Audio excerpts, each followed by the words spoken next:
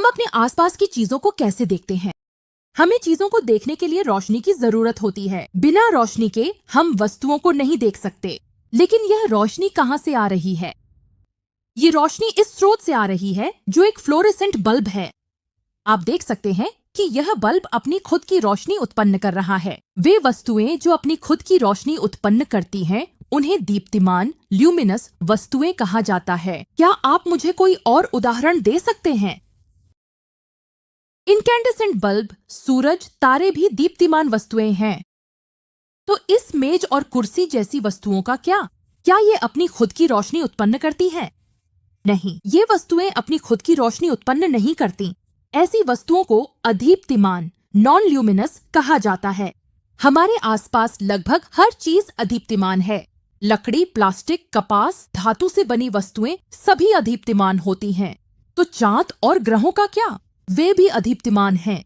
लेकिन अगर चांद अदीप्तिमान है तो फिर हम उसे रात में कैसे देख पाते हैं? इसका उत्तर है प्रकाश का परावर्तन।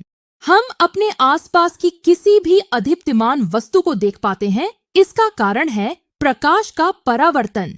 प्रकाश के परावर्तन को सरलता से इस तरह समझा जा सकता है, यह प्रकाश की दिशा में परिवर्तन या किसी सतह से प्रकाश का टकराकर लौटना है। जिस तरह गेंद जमीन से उछलती है, उसी तरह प्रकाश भी किसी चिकनी सतह से परावर्तित होता है। आइए मैं इसे एक सरल तरीके से समझाने की कोशिश करता हूँ। प्रकाश स्रोत से निकलकर वस्तु पर पड़ता है और उसकी सतह से टकराकर लौटता है, और जब यह प्रकाश हमारी आंखों तक पहुँचता है तो हम उस वस्तु को देख पाते हैं। और इसी तरह हम अदीप्तिमान वस्तुओं को देख पाते हैं। जब वस्तु को दर्पण के सामने रखा जाता है तो उसकी छवि उसमें बनती है। लेकिन क्या हम अंधेरे में छवि देख पाएंगे? नहीं, हम नहीं देख पाएंगे। तो छवि का बनना भी प्रकाश के परावर्तन के कारण ही होता है। मान लीजिए यह वस्तु हमारा मानव शरीर है, तो उसी समय हम छवि को देख रहे हैं।